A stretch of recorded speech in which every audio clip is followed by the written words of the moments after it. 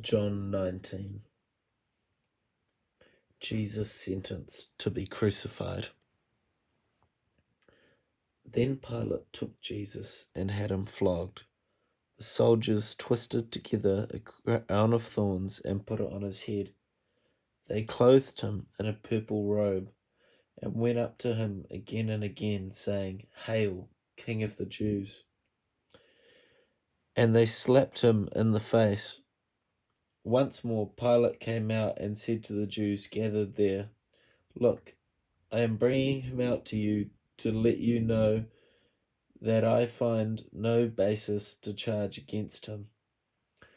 When Jesus came out wearing the crown of thorns and the purple robe, Pilate said to them, "Here is the man." As soon as the chief priests and the other officials saw him, they shouted, "Crucify, crucify." But Pilate answered, "You take him and crucify him. As for me, I find no basis to charge against him." The Jewish leaders insisted, "We have a law, and according to that law he must die, because he claimed to be the Son of God." Pilate heard this.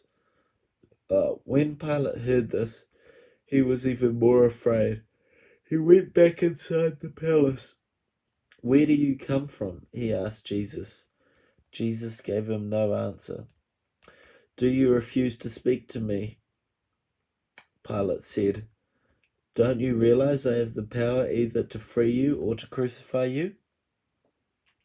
Jesus answered, "You would have no power over me if it were not given to you from above. Therefore, the one who handed me over to you is guilty of a greater sin." From then on, Pilate tried to set Jesus free, but the Jewish leaders kept shouting, "If you let this man go, you are no friend of Caesar. Anyone who claims to be a king opposes Caesar." When Pilate heard this, he brought Jesus out and sat down on the judge's seat at a place known as the stone pavement, which in Aramaic is Gabbatha. It was the day of preparation of the Passover. It was about noon. "Here is your king," Pilate said to the Jews. But they shouted, "Take him away! Take him away! Crucify him!" "Shall I crucify your king?" Pilate asked. "We have no king but Caesar," the chief priests answered. Finally, Pilate handed him over to be crucified. The crucifixion of Jesus. So the soldiers took charge of Jesus, carrying his own cross. He went out to the place of the skull, which in Aramaic is called Golgotha. There they crucified him, and with him 2 others, one on each side of Jesus, one of each side, and Jesus in the middle. Pilate had a notice prepared and fastened to the cross. It read, "Jesus of Nazareth, the King of the Jews." Many of the Jews read the sign near the place where Jesus was crucified. For the place where Jesus was crucified was near the city, and the sign was written in Aramaic, Latin, and Greek. The chief priests of the Jews protested to Pilate, "Do not write the King of the Jews," but that this man claimed to be the King of the Jews. Pilate answered, "What I have written, I have written." When the soldiers crucified Jesus, they took his clothes, divided them into 4 shares, one for each of them, with the undergarment remaining. This garment was seamless, woven in one piece from top to bottom.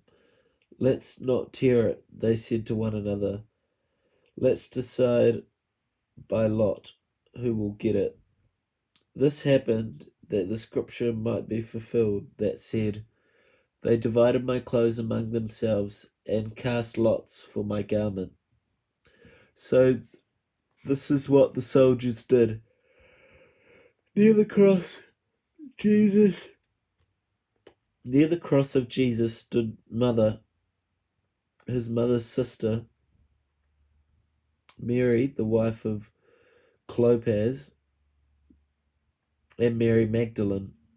When Jesus saw his mother there and the disciple whom he loved standing nearby, he said to her, Woman, here is your son, and to the disciple, Here is your mother.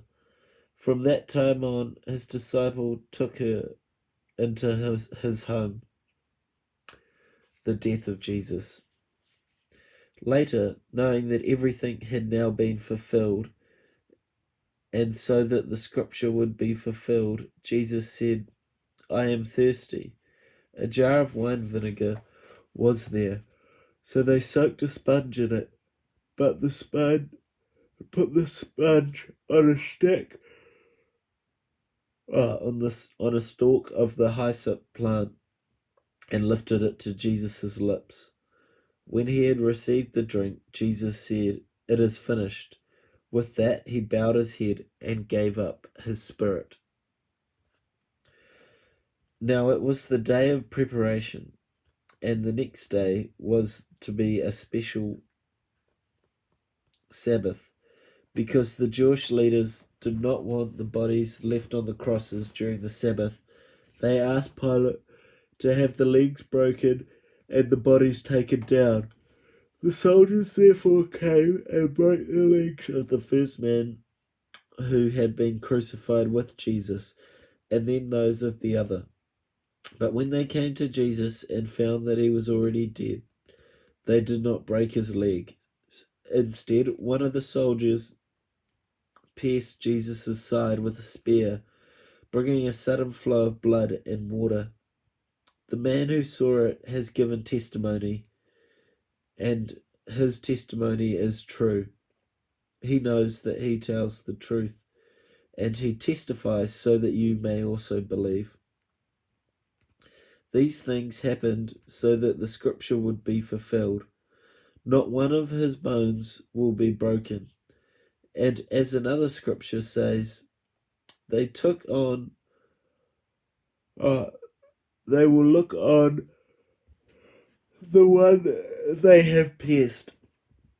The burial of Jesus. Later, Joseph and Arimathea asked Pilate for the body of Jesus. Now Joseph was a disciple of Jesus, but secretly because he feared the Jewish leaders. With Pilate's permission, he came and took the body away. He was accompanied by Nicodemus, the man who earlier had visited Jesus at night. Nicodemus brought a mixture of myrrh and aloes and about 75 pounds. Taking Jesus' body, the two of them wrapped it with the spices and strips of linen. This was in accordance with the Jewish burial customs. At the place where Jesus was crucified, there was a garden. In the garden was a new tomb, in which no one had ever been laid, because it was the Jewish day of preparation. And since the tomb was nearby, they laid Jesus there.